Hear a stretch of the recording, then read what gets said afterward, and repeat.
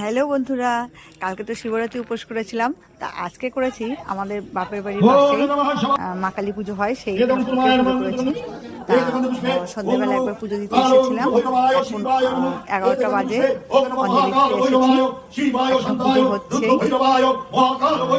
এখানে দেখে খুব আনন্দ লাগলো। অনেক সব বসে আছে,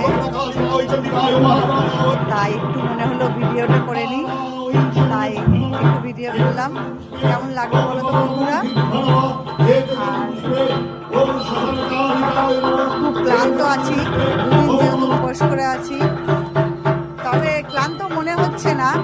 মা কালীকে দেখে আমার মন ভরে গেছে। আর এরকম